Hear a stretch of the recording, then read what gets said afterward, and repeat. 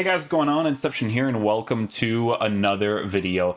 The content has been kind of slow for FIFA for a little bit, so I think you guys really enjoy the custom tactic videos. I think it helps you guys out a lot, so I don't mind doing them because it's just me playing the game regularly, adjusting a few things here and there, and finding what works the best for me, right? So with this team, with the custom tactics I'm going to show you guys today, we are going to be doing all of that, but we're also going to be doing a recap for how the Road to Glory has been doing, because to be honest with you guys, I've actually been packing some pretty cool stuff. Like there was a pack that you unlock for the seasonal objectives where you can choose between Premier League, Bundesliga, and La Liga. So I'm like, considering my team is like mostly La Liga, I'm gonna go for the La Liga one, and then bang, we get a Dembele untradeable for free. So that was pretty cool. We got Bernardo Silva, who's obviously untradeable, Cancelo, who's obviously untradeable, Van Dijk, because you guys saw that player pick SPC that I was doing, which, you know, was definitely very cool and is very helpful for how the team kind of lines up now. But there's definitely improvements that can be made when you climb the divisions, guys.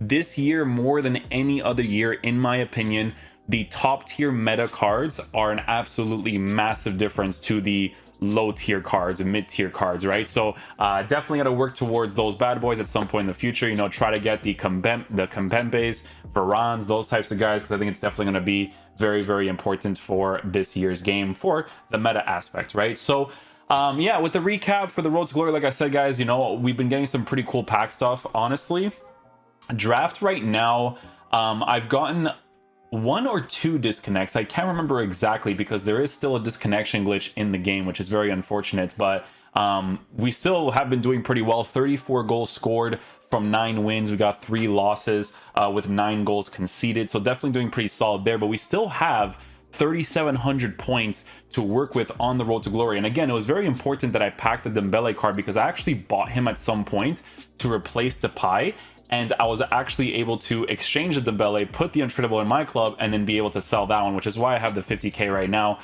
Again, guys, with the Road to Glory stuff, this account I use mostly when I'm not busy doing anything else, right? So obviously with this Friday, Rule Breakers is coming out. That's when we're going to start doing the play reviews, because I'm getting the accounts from Crime now. So we're going to get started with all that stuff, right? But I just kind of wanted to show you guys how the Road to Glory has been doing. Draft this year is harder, in my opinion, but the reason why it's harder is because of how big the meta is. I think from one of the draft losses that I got, it was genuinely because my team was awful. Like, I was facing up against I think it was a Messi, Ronaldo, and a Son in one squad, and I had like Aguilar's right back card. I was using like Ashley Williams in another draft, stuff like that.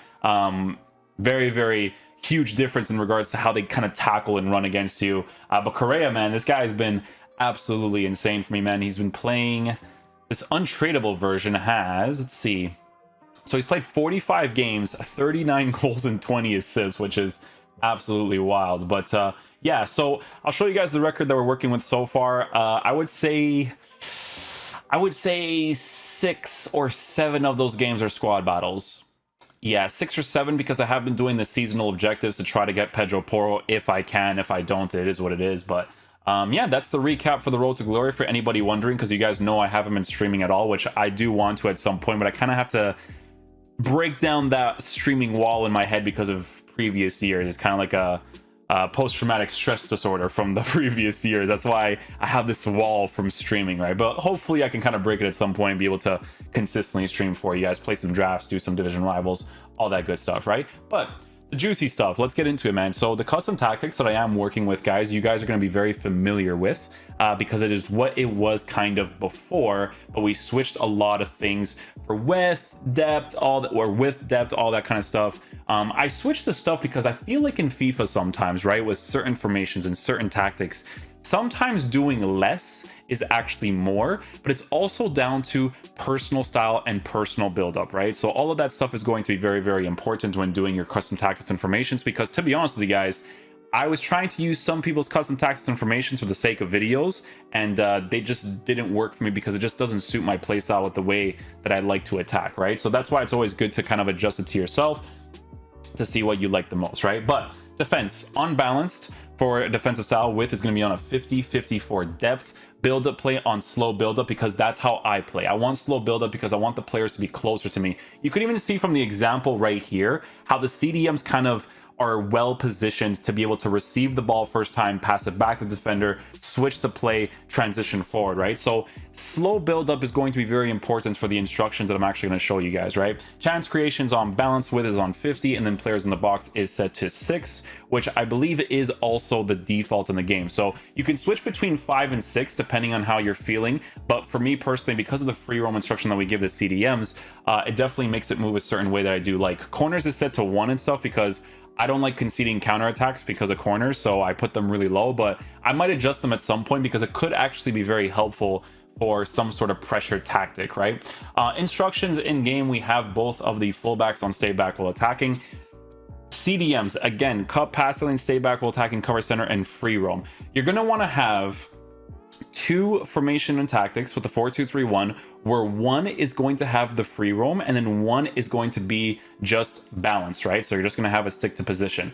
The reason why you're going to want that is if you want balance in your team, but you don't necessarily care about creative attack, because the whole point of making this formation good, if you don't have like the top tier players, obviously, is the free roam instruction on the CDM, because the way that it builds up and the way that your players push forward. In my opinion, the free roam instruction is almost like a necessity on the cards, depending on the situation of the game, obviously, but it just makes the team, the entirety of the team, move a certain way that I do like a lot, right? Some of these players are in positions that I don't think, you know, is their best position, but you work with what you have, obviously, right? So obviously with Bernardo Silva, like him through the middle, Dembele, left side's perfectly fine, but I need him in 10 chemistry, all of that stuff you take into consideration, right? But CDMs have all 4 of those instructions. The cam, I was switching between comeback and balanced, and honestly, I felt like balance makes the most sense because I feel like in this game, you want aggressive oriented cams. So for me personally, I use Fakir in the cam position. You can use the words card, you can use the Depay card. Those cards will work out really, really well in that area. In the Lamb and Ram position, we have them on comeback and defense and get into the box. Get into the box in previous years was not something that I personally liked myself, because I actually did not like the movement of it at all. I actually had to put free roam last year because that was like the get into the box of this year, right? So with get into the box this year, it forces attacking AI out of the players, that gets them into very, very good areas. And it works really well because of the aggressive attacking AI that we're working with on Fakir, but it also works really well because when these guys are making those runs, you can make those passes with your CDMs because they come close to you to be able to make those passes, right? And then Correa is going to be on balance instructions. The striker, guys, is really going to depend on which striker you have. So in my opinion, Correa's attacking AI as it is with Fakir works out well because of the high medium work rates and all that good stuff, right? But there are cards that you may want to give an instruction to, right? Like, let's just say, for instance, if you're using Mbappe in your team and he has the high-low work rate instead of the high-medium, sometimes in certain attacks he could be a little bit too aggressive. So what do? You give him a target man instruction, but guess what? Mbappe is Mbappe and he's still going to make those aggressive runs, just not as much. The way he's going to be positioned on the pitch is going to be aggressive run, come back, target man, try to score the opportunities, right? Correa, in my opinion, kind of does that by default, right? Because of the high medium work rate. So it works really, really well for him. But obviously, if you have an Mbappe in your team, you're going to pick him because he's an absolute monster this year, right? But yeah, with the strikers, guys, I really feel like EA needs to release an SBC for a good mid-tier striker, because in my opinion, I feel like we don't have any good mid-tier strikers yet. Like, we have the low tiers, but I'm telling you guys, like, once you get to the top divisions, it's really hard to compete against like the really good attackers. Because guys, here's the thing, right? Obviously a team carries you, but the person using the controller is still like, they still have to be decent at the game, right? Like, they're decent at the game with a good squad, so it's very tough to work with. And I feel like EA definitely needs to release an SBC. Honestly, even if it was Correa, if they release like a Correa card, that would be really cool because he needs that dribbling boost, for instance, right? But yeah, with the striker, those are the types of guys you want. If you use a player like Benzema and stuff, or Griezmann, I would recommend to force instructions out of the card, right? So a stay central, a get in behind, a target man even. I feel like that's going to be the most ideal, depending on your play style, of course. But for me personally, I feel like I want to force that movement out of them more because of the medium work rates, right? So with that being said, for the formation and tactics of the video and the whole recap for the Road to Glory, because I know you guys haven't seen what I've been doing recently, we're going to go ahead and show you guys the goals and the division that we ended up going to, you know, like I said, we had a lot of time to play a lot of games of FIFA because, again, EA hasn't really released anything for the last like 3 or 4 days.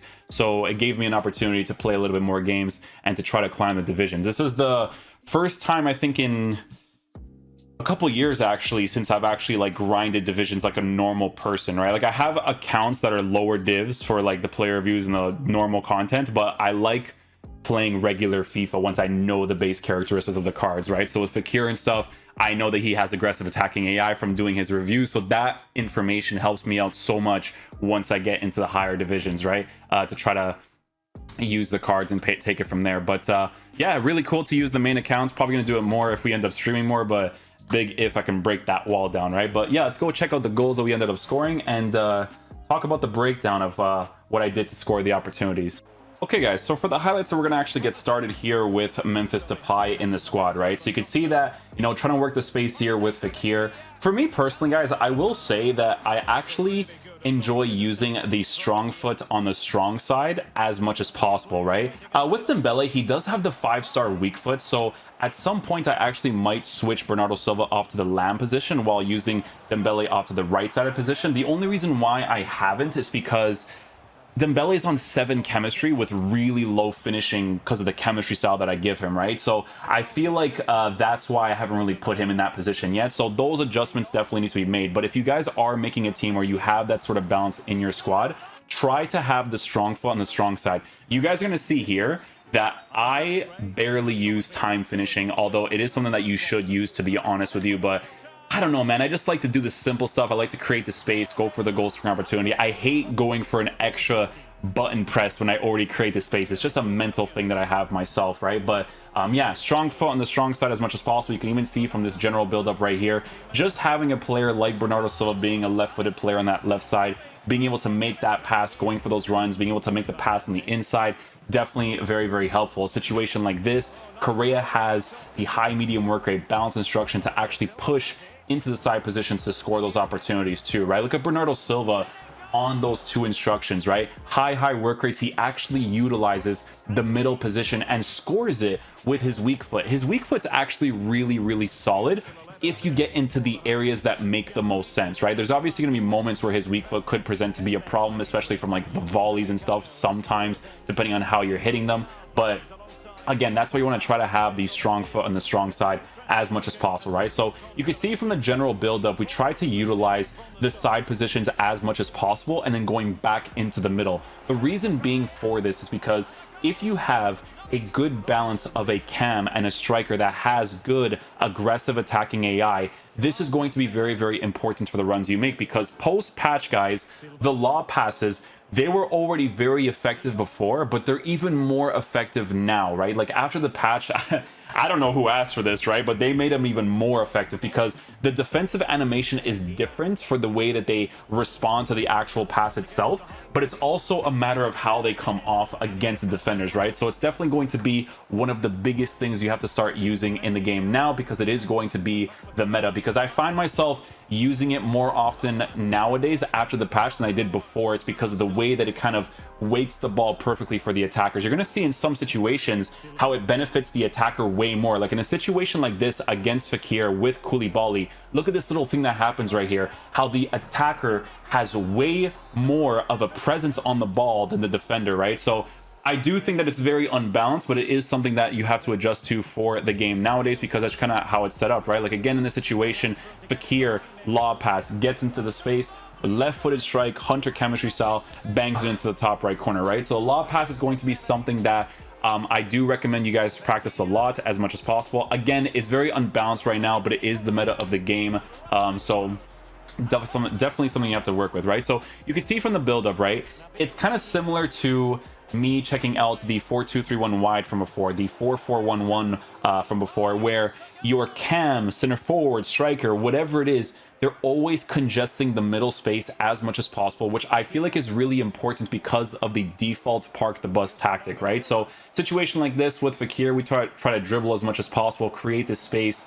We have nothing really to work with here, so we go back into the CDM position and work the space here with Valverde. Valverde only does this movement because we have the free roam instruction on him. If I do not have that free roam instruction, again, the higher tier players will offer their support more often than not, but in a situation like that, the free roam instruction helps me out a lot. He pushes forward, creates a little attacking space for us, right? So again, build up. Bernardo Silva, we actually move into the right side of position now because I'm trying out Dembele, I believe, at this point. Look at Correa, how, or not Correa, but Fekir, how he doesn't completely overcommit the attack, right? Here's the thing, guys.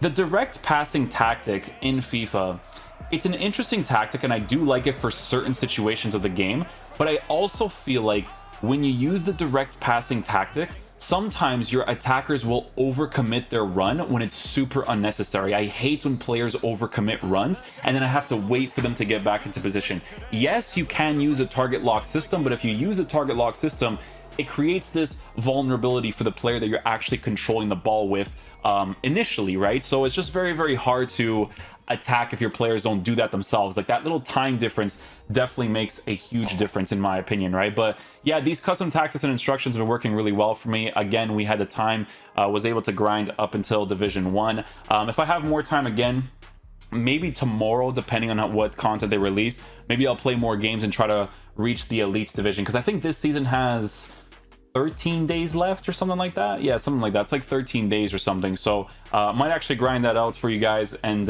maybe we have some more tactics in the future. But so far, man, for the meta of the game, guys, the 4-2-3-1 is the most balanced in my opinion, right? But at some point in the future, if we ever hit the elite divisions, I don't really care if I start losing consistently. I might get to a point where I actually want to try out different formations and tactics to try to get good at everything as much as possible, right? So yeah, hopefully you guys did enjoy this video today. Division 1 is definitely a decent rank to get so far. In 60 or so games, it's not too bad. So yeah, we'll see what we can do about the elite division if I actually have the time to grind it out. So yeah, hopefully you guys enjoy this video. I'll catch you guys for the next one. Peace out, dudes. Love you guys.